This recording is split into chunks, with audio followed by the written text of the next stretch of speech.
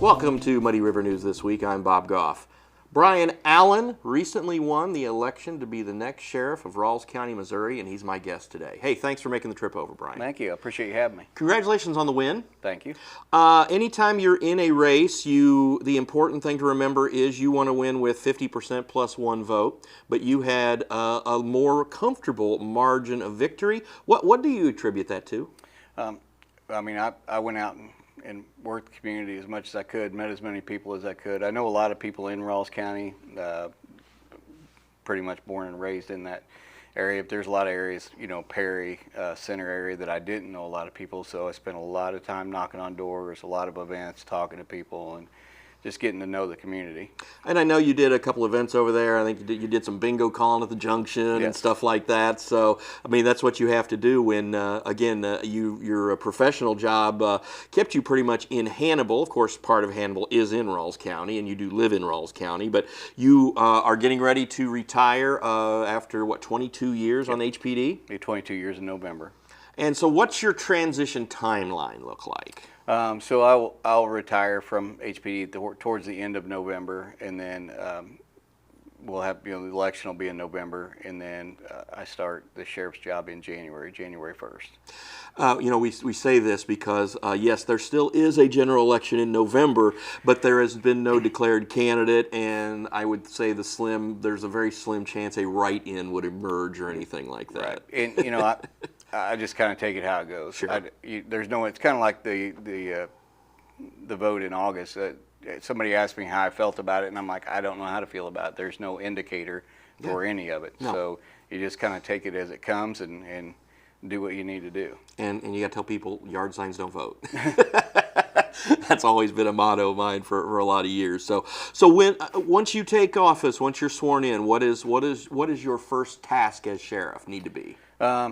Well, it's gonna take a little bit to get acclimated to everything. I would assume I'll probably be afforded a little bit of time prior to that to kind of get some knowledge on how things work and get to know the deputies a little bit, something to make that transition a little bit easier.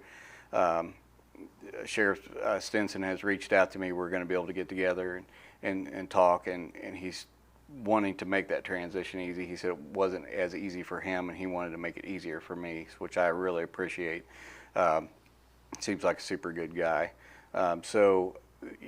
First walking in the doors, anywhere you go, is to get the policy book out, start looking, see what you need to build on, see if there's anything that needs to be changed. One of the big things is to get with the deputies and find out what it is that they need to operate. What goes good, what doesn't go good, and how can we change what doesn't go good, and then how can we build on what does go good. In talking about policy, being the elected sheriff and the leader of that department, you'll get to pretty much dictate policy as you want, but you don't want to just come in and throw, just start throwing, changing stuff left and right, because that tends to make people a little skittish. Yeah, we will not be doing that. Like I said, the policy manual is probably up to date, would be my guess. But there are law changes and stuff that you have to look at in your policy to make sure that you're doing things the way that it's supposed to be done. So, like I said, that will be number one, because you don't want to be your policies violating law. So. Population of Rawls is somewhere 10,000 range, something like that. It has actually been one of the counties in our area that's grown the last few years, especially the part right around Hannibal and as you head on 36. And then I know there's been a lot of growth right around the Mark Twain Lake area on the west side of the county. What is when you have deputies is there a strategy? Is there, okay, you have a deputy live in each town? Do they just cover each town? What's your philosophy on that kind of function? So there's a difference. That's one of the big differences between the working for a municipality and working for the county, because you got so much area to cover. And the person that lives out on the dead end of the gravel road is just as important as the person who lives, right in the middle of center Missouri. So you want to make sure that you have that coverage is the best that you can.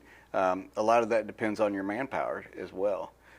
So one of the big things is recruiting, and how can we work our budget to where we can get the most out of bang for our buck when it comes to the deputies themselves, because the number dictates how much you can get done.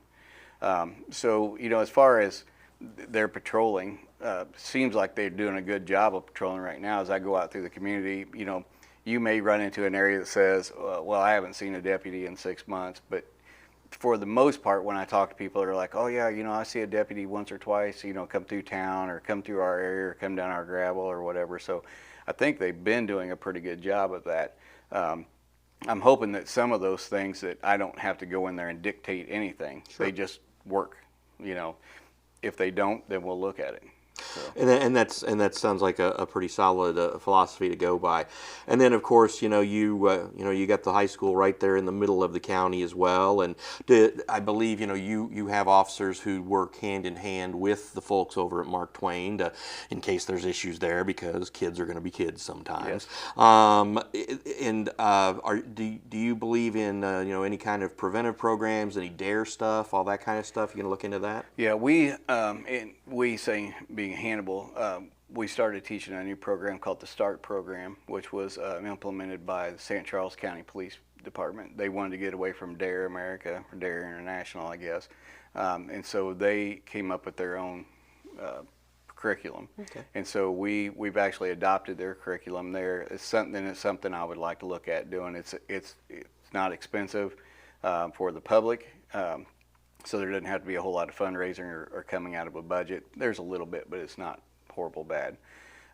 So I would like to look at implementing doing something like that. I'm really excited to get with the school board, school administrators, see what takes place there as far as law enforcement goes, training, different things like that.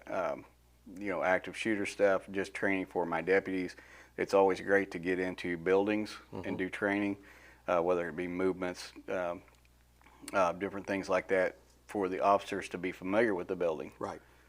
Be able to do walkthroughs during the day of different, whether it be businesses or the school or whatever. But I'm really excited to get with them and see how we can build on what they've been doing. Yeah, I know a lot of the law enforcement groups around here will do those mock drills, and they'll use the schools, and either whether it be for accidents or for, you know, the possibility of an intruder in the school building. So those things, you know, again, you always have to prepare for the thing that you'd never want to see. Absolutely, absolutely, and you fight like you train. Yeah. So the more training you do, the better off you are if something happens. And another thing is, you also will have to work hand in hand with the state patrol and the ambulance service, and you know, and then Hannibal Police Department and the police department in each of the communities. So I guess that's also got to be pretty high on your agenda, is to get with those folks and say, hey, how can we share information? How can we work together to make keep this county safe? Absolutely, absolutely. And somebody mentioned to me that, I don't know that it was an interview or just a personal conversation I had, somebody that's asking about building rapport with other agencies, and I don't have to build that rapport. I already have that rapport, so that works out good.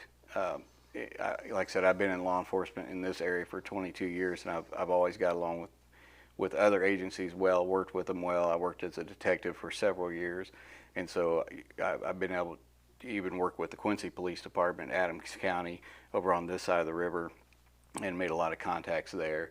So I will definitely continue to do that, like I said, and have conversations with them about what we can do and how we can do it better.